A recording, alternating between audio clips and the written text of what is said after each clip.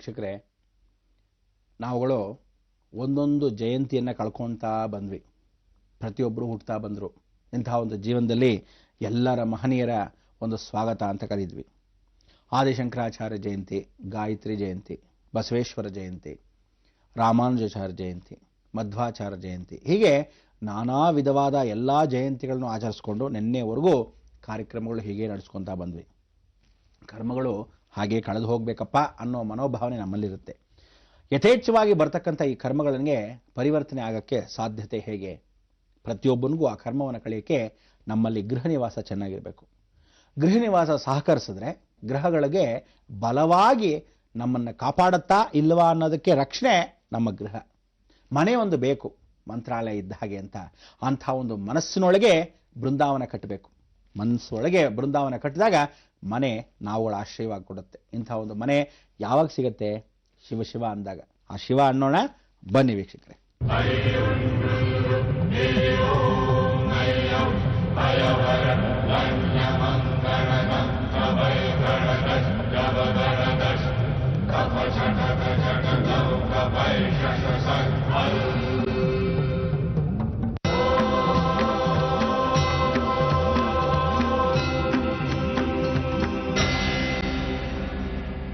ಶಿವನಿಗೆ ಎಂದಿಗೂ ಭಯವಿಲ್ಲ ಅಂತ ಹೇಳ್ತೀವಿ. ಶಿವ ನಂಬಿದರೆ ಎಂದೂ ನಮ್ಮ ಬದುಕು ಬಹಳ ಚೆನ್ನಾಗಿರುತ್ತೆ ಅಂತೀವಿ. ಯಾಕೆಂದರೆ ಸತ್ಯಂ ಶಿವಂ ಸುಂದರಂ, ಸತ್ಯವಾಗಿರತಕ್ಕಂಥ ಜೀವನವನ್ನು ಯಾವತ್ತೂ ಸತ್ಯವಾಗಿ ಕಹಿಯಾಗಿರುತ್ತೆ. ಶಿವಂ ಅಂದರೆ ಸದಾ ಅಂತ ಕರಿತೀವಿ. ಯಾವಾಗಲೂ ಸುಂದರಂ ಅಂದರೆ ಈ ಒಂದು ಪ್ರಕೃತಿಯ ಸುಂದರತೆ ಮನೆಯೊಳಗೆ ನೋಡ್ಕೊಳ್ಳಿ ಅಂತೀವಿ. ಇಂತಹ ಒಂದು ಮನೆಯಲ್ಲಿ ಇವತ್ತು ನಾವು ಬಹಳ ಚೆನ್ನಾಗಿರ್ತಕ್ಕಂಥ ಪೂಜೆ ಪುನಸ್ಕಾರ ಕೈಂಕರ್ಯಗಳನ್ನು ಮಾಡ್ಕೊಳ್ಳೋಕ್ಕೆ ಗುದ್ದಲಿ ಪೂಜೆಯಿಂದ ಬಂದ್ವಿ. ಅದಾದಮೇಲೆ ಗುದ್ದಲಿ ಪೂಜೆ ಮಾಡೋಕ್ಕೆ ಮೊದಲು ಏನು ಎಚ್ಚರಿಕೆಯನ್ನು ಇಟ್ಕೋಬೇಕು ಅಂತೆಲ್ಲ ಮಾಡಿದ್ವಿ. ಈಗ ಆಯಾಪಾಯ ಬಗ್ಗೆ ಮಾತಾಡೋಣ ಅಂತ ಹೇಳಿದ್ದೆ. ಈ ಆಯಾಪಾಯದ ಬಗ್ಗೆ, ಪಾಯದ ವಿಚಾರ ಬಹಳ ಮುಖ್ಯವಾಗಿ ಮಾತಾಡಬೇಕು. ಪಾಯ ಅಂದ್ರೆ ಏನು ನೋಡಿ. ಈ ಪಾಯವನ್ನು ಹಾಕಬೇಕಾದ್ರೆ ಮೂಲವಾಗಿ ಒಳಭಾಗದಲ್ಲಿ ಏನು ಹಾಕಬೇಕು ಅಂದೆ? ಮತ್ಸ್ಯ ಯಂತ್ರವನ್ನು ಹಾಕಬೇಕು ಅಂದೆ. ಅದು ಮತ್ಸ್ಯಾವತಾರದಲ್ಲಿ ಆಗಿರತಕ್ಕಂಥ ಅನುಗುಣ ಅಂತ ಹೇಳಿದೆ. ಆ ಮತ್ಸ್ಯಾವತಾರಕ್ಕೆ ಸಾಕ್ಷಿ ರೂಪ ಏನು ಅಂದರೆ ದೋಷಗಳನ್ನು ತೆಗೀತಕ್ಕಂಥ ಮೀನಾಕ್ಷಿನೇ ಸಾಕ್ಷಿ ರೂಪ ಅಂತ ಹೇಳಿದೆ. ಆ ಮೀನಾಕ್ಷಿ ಹೇಗೆ ಬಂದ್ಲು? ಪಾಂಡುರಾಜನ ಮುಖಾಂತರ ಬಂದಿರತಕ್ಕಂಥ ಮೀನಾಕ್ಷಿ ಕಣ್ಣಿನ ಆಕ್ಷಿಯಲ್ಲಿ ಹೆಚ್ಚು ಚೆನ್ನಾಗಿ ಮೀನುಗಳನ್ನು ನೋಡ್ಕೊತಿದ್ಲೋ ಅಷ್ಟು ಚೆನ್ನಾಗಿ ನಮ್ಮ ರಕ್ಷಣೆಯನ್ನು ಮಾಡ್ತಾಳೆ, ನಮ್ಮ ದೋಷಗಳನ್ನು ತೆಗಿತಾಳೆ ಈಶಾನ್ಯ ಭಾಗದಲ್ಲಿ. ಅದಕ್ಕೆ ಈಶಾನಸ್ಯ ಸರ್ವಭೂತಾನಾಂ ಅಂತ ಈಶಾನ್ಯದಲ್ಲಿ ಪ್ರತಿಷ್ಠಾಪನೆ. ಪಾಯ ಹಾಗೆ ಕಟ್ಕೊಳ್ತಾ ಬಂದ್ವಿ. 7 ಲೇಯರ್ಗಳು ಅಂತ ಹೇಳಿದ್ವಿ. 7 ಪಾಯಗಳಾಗಿರ್ತಕ್ಕಂಥ 7 ಅಡಿಗಳು ಒಂದು ಮನೆಗೆ ಯಾವ ಕಾಲಕ್ಕೂ ಪಿಲ್ಲರ್ ಅಂದರೆ ಮೂಲ ಕಂಬದ ಸಾನ್ನಿಧ್ಯ ಇಲ್ಲದೆ ಭದ್ರತೆ ಅಂದರೆ ಯಾವುದೇ ಒಂದು ದ್ವೀಪ, ನಮ್ಮಲ್ಲಿ ಅಲ್ಲಿಗೆ ಒಂದು ಬ್ರಿಡ್ಜ್ ಅಂತ ಕರಿತೀವಿ. ಈ ಬ್ರಿಡ್ಜನ್ನು ದ್ವೀಪದ ಮಧ್ಯದಲ್ಲಿ ಹೇಗೆ ಕಟ್ಟಬೇಕೋ ಆ ರೀತಿ ಒಂದು ಪಾಯಕ್ಕೆ ಇನ್ನೊಂದು ಪಾಯಕ್ಕೆ ಮಧ್ಯದಲ್ಲಿ ಒಂದು ಸಮುದ್ರ ಸ್ವರೂಪದಲ್ಲಿರ್ತಕ್ಕಂಥ ಒಂದು ಬ್ರಿಡ್ಜ್, ಸೇತುವೆ ಅಂತ. ಈ ಸೇತುವೆ ಕಟ್ಟೋದನ್ನೇ ಪಿಲ್ಲರ್ ಮೇಲೆ ಆಕ್ಸಸ್. ಈ ಆಕ್ಸಸ್ ಅಲ್ಲಿ ನಾವು ಒಂದಕ್ಕೆ ಒಂದು ಶಕ್ತಿಯನ್ನು ಕೊಡ್ತಕ್ಕಂಥದ್ದು. ಅದಕ್ಕೇನು ಹೇಳ್ತೀವಿ? ಅಗ್ನಿ ಮೂಲೆಯಿಂದ ಬಂದಿರತಕ್ಕಂಥ ಪಾಯ ಮೊದಲ, ದೇವಮೂಲೆಯಿಂದ ಬಂದಿರತಕ್ಕಂಥ ಪಾಯ ಮೊದಲ, ಅದಾದ ಮೇಲೆ ಈಶಾನ್ಯ ಭಾಗದಿಂದ ಬರ್ತಕ್ಕಂಥ ಪಾಯ ಮೊದಲ, ಅಥವಾ ಯಾವ ಕಾಲಕ್ಕೂ ನೈಋತ್ಯ ಭಾಗದಲ್ಲಿರ್ತಕ್ಕಂಥ ಮೊದಲ. ಅದಕ್ಕೆ ವಾಯುವ್ಯದಲ್ಲಿ ಪ್ರಾರಂಭ ಮಾಡಬೇಕು. ಯಾವತ್ತು ಪಾಯ ಸ್ಟಾರ್ಟ್ ಮಾಡಬೇಕಾದ್ರೆ ಈಶಾನ್ಯದಲ್ಲಿ, ವಾಯುವ್ಯದಲ್ಲಿ ಪರಿಪೂರ್ಣತೆ ಮಾಡಿಕೊಂಡು ಕೊನೆಯದಾಗಿ ನೈಋತ್ಯಕ್ಕೆ ಒಂದು ಕಲ್ಲನ್ನು ಇಟ್ಟು ಮುಗಿಸ್ಬೇಕು, ಎತ್ತರ ಸ್ಥಾನವಾಗಿ ಇಟ್ಕೋಬೇಕು. ಈ ಹಳ್ಳವನ್ನು ಅಗಿತಕ್ಕಂಥದ್ದು ವಾಯುವ್ಯದಲ್ಲಿ ಹೆಚ್ಚಾಗಿ ಇಟ್ಕೋಬೇಕು. ವಾಯುವ್ಯದಲ್ಲಿ ಎಂಟೈರ್ ಜಗತ್ತು ಅಂದರೆ ಮನೆಯಲ್ಲಿರ್ತಕ್ಕಂಥ ಎಲ್ಲ ಕಸಗಳು ಒಳಗಡೆ ಹೋಗೋದು ಡ್ರೈನೇಜ್ ಭಾಗ. ಆ ವಾಯುವ್ಯದಲ್ಲಿ ಏನಿಡಬೇಕು? ನವಗ್ರಹಗಳ ಚಿಹ್ನೆ. ಅದಕ್ಕೆ ನವಗ್ರಹ ಪೂಜೆಗಳನ್ನು ವಾಯುವ್ಯದಲ್ಲಿ ಮಾಡಿದ್ರೆ, ಪಾಯ ಇದೆಲ್ಲ ಅಗ್ದಿಟ್ಟಿದ್ದೀವಿ, ಈಶಾನ್ಯದಲ್ಲಿ ಪೂಜೆ ಮಾಡಿದ್ವಿ, ಮತ್ಸ್ಯಯಂತ್ರ ಇಟ್ವಿ. ಅದಾದ ಮೇಲೆ ವಾಯು ಮೂಲೆಯಲ್ಲಿ ದೋಷಗಳು ಬರೆದಿದ್ದ ಹಾಗೆ ನವಗ್ರಹ ಪೂಜೆ ಮಾಡ್ಕೋಬೇಕು. ನಮ ಸೂರ್ಯಾಯ ಚಂದ್ರಾಯ ಮಂಗಳಾಯ ಬುಧಾಯ ಚ ಗುರು ಶುಕ್ರ ಶನಿ ಬೆಶ್ಚ ರಾಹುವೆ ಕೇತ್ವೇ ನಮಃ ಅಂತ ಪ್ರಾರ್ಥನೆ ಮಾಡ್ಕೋಬೇಕು. ಅದಾದ ಮೇಲೆ ಶಾಂತಿ ಮಂತ್ರಗಳನ್ನೆಲ್ಲ ಹೇಳ್ಕೋಬೇಕು. ಈ ಶಾಂತಿ ಮಂತ್ರಗಳಂದ್ರೇನು? ಇಡೀ ಜಗತ್ತಲ್ಲಿರ್ತಕ್ಕಂಥ ಎಲ್ಲ ದೇವತೆಗಳನ್ನ ಏಕಸ್ವರೂಪದಲ್ಲಿ ನಮಸ್ಕಾರ ಮಾಡ್ಕೋಬೇಕು ವಾಯು ಮೂಲೆಯಲ್ಲಿ. ಇಷ್ಟನ್ನ ಪೂಜೆ ಏನು ಮಾಡಬೇಕು? ಭತ್ತದಲ್ಲಿ ಪೂಜೆ ಮಾಡಬೇಕು, ಧಾನ್ಯದಲ್ಲಿ ಪೂಜೆ ಮಾಡಬೇಕು. ಈ ರೀತಿ ವಾಯುದಲ್ಲಿ ಅಷ್ಟೆಲ್ಲ ಪೂಜೆ ಮಾಡಿದ ಮೇಲೆ ವಾಯುದಲ್ಲಿ ಪುಷ್ಪ ಮಾಲಿಕಾಂ ಸಮರ್ಪಯಾಮಿ, ಹೂವನ್ನು ಹಾಕಬೇಕು. ಈ ಹೂ ಮಲ್ಲಿಗೆ ಹೂನೇ ಹಾಕಬೇಕು, ಬೇರೆ ಹೂಗಳನ್ನು ಹಾಕಬಾರ್ದು ವಾಯು ಮೂಲೆಯಲ್ಲಿ. ಮನೆಯಲ್ಲಿ ಮನಃಶುದ್ಧಿ ಎಷ್ಟು ಚೆನ್ನಾಗಿರುತ್ತೋ ಅಷ್ಟು ಚೆನ್ನಾಗಾಗತ್ತೆ. ಅಲ್ಲಿರ್ತಕ್ಕಂಥ ವಾತಾವರಣ ಕಲ್ಮಶವಾಗದಿದ್ದ ಹಾಗೆ ನೋಡ್ಕೋಬೇಕು, ಕೊಳಿಬಾರ್ದು. ಅದಕ್ಕೋಸ್ಕರ ಕೊಳಿತೇ ಇದ್ದ ಹಾಗೆ ಪಂಚಾಮೃತ ಸ್ನಾನಂ ಸಮರ್ಪಯಾಮಿ, ಪಂಚಾಮೃತ ಕೂಡ ಹಾಕಬೇಕು. ಹಾಲು, ಮೊಸರು, ತುಪ್ಪ, ಸಕ್ಕರೆ, ಅದಾದ ಮೇಲೆ ಏನು ಮಾಡ್ಕೋಬೇಕು? ಬಾಳೆಹಣ್ಣು, ಮಧು. ಈ ಬಾಳೆಹಣ್ಣು ಜೇನುತುಪ್ಪದಲ್ಲಿ ಅದ್ದಿ ಅಲ್ಲಿ ಹಾಕಬೇಕು. ಅಂಥ ಒಂದು ಮಧುವಲ್ಲಿ ಅದ್ದಿ ಆ ಬಾಳೆಹಣ್ಣು ಹಾಕಿದಾಗ ಬಹಳ ವಿಶೇಷವಾಗಿರ್ತಕ್ಕಂಥದ್ದು.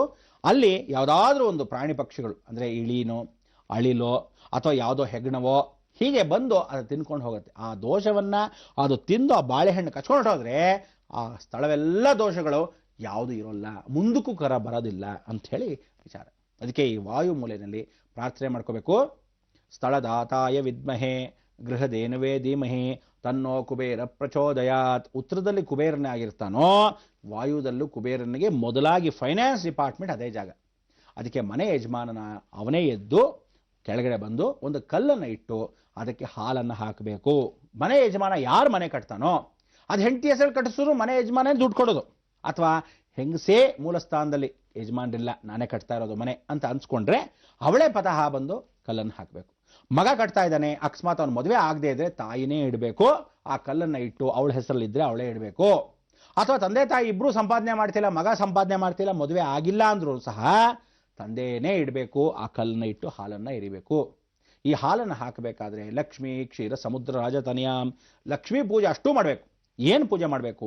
ಲಕ್ಷ್ಮೀ ಅಷ್ಟೋತ್ರವನ್ನು ಪರಿಪೂರ್ಣವಾಗಿ ಮಾಡ್ಕೋಬೇಕು. ನಮಸ್ತೆಸ್ತು ಮಹಾಮಾಯೇ ಶ್ರೀಪೀಠೆ ಸುರಪೂಜಿತೆ ಶಂಕುಚಕ್ರ ಗದಾ ಹಸ್ತೆ ಮಹಾಲಕ್ಷ್ಮೀ ನಮೋಸ್ತುತೆ. ನಮಸ್ತೆ ಗಳ್ಳಾರೋಡೆ ಕೋಲಾಸುರ ಭಯಂಕರಿ ಸರ್ವಪಾಪಹರೇ ದೇವಿ ಮಹಾಲಕ್ಷ್ಮೀ ನಮೋಸ್ತುತೆ. ಹೀಗೆ ಆ ಎಲ್ಲ ಲಕ್ಷ್ಮೀ ಸ್ತೋತ್ರವನ್ನು ಹೇಳಿ ಇಂದ್ರಕೃತ ಸ್ತೋತ್ರವನ್ನು ಇದನ್ನು ಹೇಳಿ ಆ ಲಕ್ಷ್ಮಿಯನ್ನು ಪರಿಪೂರ್ಣವಾಗಿ ಸ್ವಾಗತ ಮಾಡಿಕೊಂಡು ಒಂದು ಪುಟಾಣಿ ಶ್ರೀಚಕ್ರವನ್ನು ವಾಯುದಲ್ಲಿ ಇಡಬೇಕು. ಜ್ಞಾಪಕ ಇಟ್ಕೊಳ್ಳಿ, ಒಂದು ಪುಟಾಣಿ ಶ್ರೀಚಕ್ರವನ್ನು ಚಿಕ್ಕದು ರೇಕು, ಅದು ಪಂಚಲೋಹದ್ದಾಗ್ಬೋದು, ತಾಮ್ರದ್ದಾಗ್ಬೋದು, ಹಿತ್ತಾಳಿದಾಗ್ಬೋದು, ಅಥವಾ ಯಾವ್ದಾರ ಅನುಕೂಲ ಇದ್ದವರು ಬೆಳ್ಳಿನೇ ಆಗ್ಬೋದು. ಆ ರೇಕನ್ನು ಚಿಕ್ಕದಾಗಿ ಒಂದು ಯಂತ್ರವಾಗಿ ಸ್ವರೂಪದಲ್ಲಿ ಒಂದು ಶ್ರೀಚಕ್ರವನ್ನು ಅಲ್ಲಿಡಬೇಕು. ಇಷ್ಟನ್ನಾದ ಮೇಲೆ ಆ ಕಲ್ಲು ಪಾಯದಲ್ಲಿ ಅವರು ಪ್ರಾರಂಭ ಮಾಡಬಹುದು. ಈ ಪಾಯವನ್ನು ಪೂರ್ತಿ ಕಟ್ಟದ ಮೇಲೆ ನೈಋತ್ಯಕ್ಕೆ ಬರಬೇಕು. ನಾವು ಕೊನೆಯದಾಗಲೇ ಅಗ್ನಿ ಮೂಲೆಗೆ ಹೋಗೋವರೆಗೂ ಈಶಾನ್ಯದಿಂದ ವಾಯುಗೆ ಬರಬೇಕು, ವಾಯುದಿಂದ ನೈಋತ್ಯಕ್ಕೆ ಬರಬೇಕು, ಅದಾದ್ಮೇಲೆ ಅಗ್ನಿ ಮೂಲೆಗೆ ಹೋಗಬೇಕು. ಪೂಜೆನೂ ಪಾಯದಲ್ಲಿ ಅಗ್ದಾಗ ದೊಡ್ಡ ಪಾಯ ಕಟ್ಟಕ್ಕೆ ಮೊದಲು ಈ ಕಲ್ಲುಗಳನ್ನು ಹಾಕಿದಾಗ ಈ ರೀತಿ ಪೂಜೆ ಮಾಡಿಕೊಂಡ್ರೇನೆ ನಿಮಗೆ ಶ್ರೇಯಸ್ಸು.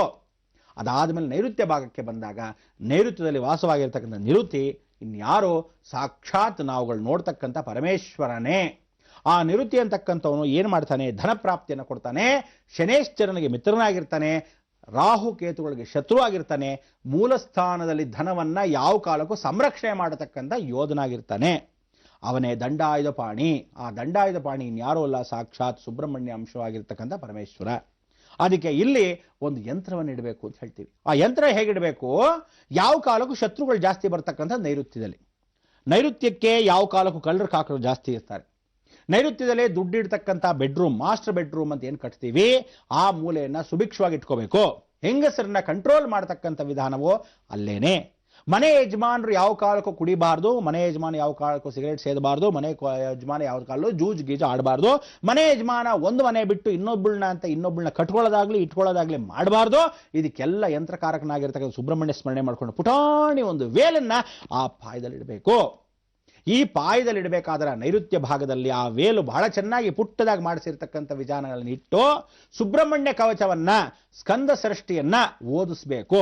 ಯಾರ ಕೈಯಲ್ಲಾದರೂ ಸರಿ ಸ್ಕಂದ ಸೃಷ್ಟಿಯನ್ನ ಓದಿಸಿ ನೈಋತ್ಯ ಭಾಗದಲ್ಲಿರ್ತಕ್ಕಂಥ ರಾಹು ಕೇತುಗಳನ್ನು ಅಡಗಿಸಿ ಪರಿಪೂರ್ಣವಾಗಿ ಶಸ್ತ್ರವನ್ನ ಅಲ್ಲಿ ಇಡಬೇಕು, ಆಯುಧವನ್ನು ಇಡಬೇಕು, ಯಂತ್ರವನ್ನು ಇಡಬೇಕು ಅಂತ ಹೇಳುತ್ತೆ. ಆ ಯಂತ್ರ, ಮಂತ್ರ, ತಂತ್ರ, ದೋಷಗಳನ್ನೆಲ್ಲ ಓಡಿಸ್ತಕ್ಕಂಥ ಈ ವಿಧಿವಿಧಾನಗಳಲ್ಲಿ ರಕ್ಷಣೆ ಮಾಡತಕ್ಕಂಥ ಸುಬ್ರಹ್ಮಣ್ಯ ಕವಚ ಬಹಳ ಮುಖ್ಯ. ಅದಕ್ಕೆ ಸ್ಕಂದ ಕವಚವನ್ನ, ಸ್ಕಂದ ಸೃಷ್ಟಿಯನ್ನ ಪರಿಪೂರ್ಣವಾಗಿ ಓದಿದಾಗ ನಮಗೆ ಯಾವುದೇ ದೋಷಗಳು ಬರಲ್ಲ. ಅದಕ್ಕೆ ಈ ರಕ್ಷಣೆಯನ್ನು ಹೇಗೆ ಮಾಡ್ಕೋಬೇಕು?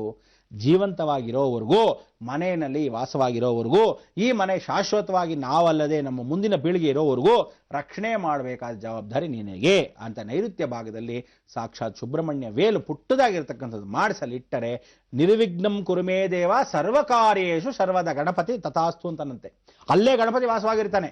ಸುಬ್ರಹ್ಮಣ್ಯನ ಯಂತ್ರ ಇಟ್ಟಾಗ ಗಣಪತಿ ಕೂತ್ಕೊಂತಾನೆ, ಗಣಪತಿ ಯಂತ್ರ ಎಲ್ಲಿಟ್ಟಿರ್ತೀವೋ ಅಲ್ಲಿ ಸುಬ್ರಹ್ಮಣ್ಯ ಕೂತ್ಕೊಂತಾನೆ, ಲಕ್ಷ್ಮೀ ಯಂತ್ರ ಎಲ್ಲಿ ಕೂಡಿರ್ತೀವೋ ಸಾಕ್ಷಾತ್ ಅನುಗ್ರಹಪೂರ್ವಕವಾಗಿ ಸುಬ್ರಹ್ಮಣ್ಯನೇ ಕೂತ್ಕೊಂತಾನೆ. ಅದಕ್ಕೆ ಹೀಗೆ ಜೀವವಾಗಿ ಎಲ್ಲ ಜೀವಗಳಿಗೆ ಅನುಗ್ರಹ ಕೊಡ್ತಾನೆ. ಆ ನೈಋತ್ಯ ಭಾಗ ಬಹಳ ಮುಖ್ಯ.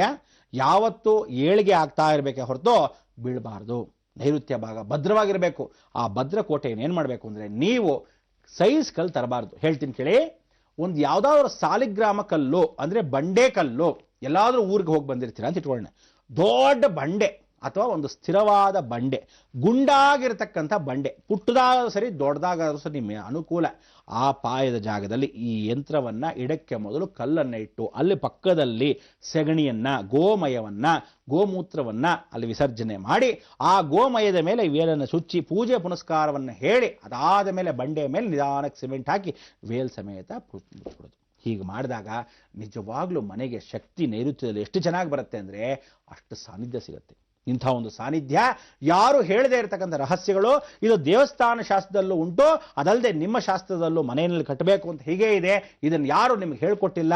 ಇದನ್ನು ಏಕೈಕ ಕಾರ್ಯಕ್ರಮ ಬ್ರಹ್ಮಾಂಡದಲ್ಲಿ ಮಾತ್ರ ರಹಸ್ಯವಾಗಿ ಇರ್ತಕ್ಕಂಥ ವಿಚಾರಗಳನ್ನ ಇಷ್ಟೂ ಜನಕ್ಕೆ, ಎಲ್ಲಾ ಜಾತಿ ವರ್ಗದವರೆಗೂ, ಎಲ್ಲಾ ಮಂತ್ರಿ ವರ್ಗದವರೆಗೂ ಅಷ್ಟೂ ಜನಕ್ಕೆ ಬಿಚ್ಚಿಕೊಟ್ಟಿರ್ತಕ್ಕಂಥ ವಿಧಾನ ಇದೇ ಒಂದು ಉದಾಹರಣೆ. ಅದಕ್ಕೆ ಇಂಥ ಒಂದು ಉದರ ನಿಮಿತ್ತಂ ಬಹುಕೃತ ವೇಷಂ ಅಂತ ಎಷ್ಟೋ ಜನ ಸುಮ್ಮನೆ ಹೇಳ್ಕೊಂಡು ನಾಟಕ ಮಾಡ್ತಾ ಇರ್ತಾರೆ. ಎಲ್ಲರೂ ಮಾಡೋದು ಅನಾಚಾರ, ಮನೆ ಮುಂದೆ ಬೃಂದಾವನ, ಯಾರು ಹೇಳ್ಕೊಡ್ತೀವಿ ಅಂತಾರೆ, ಹೇಳ್ಕೊಡಲ್ಲ.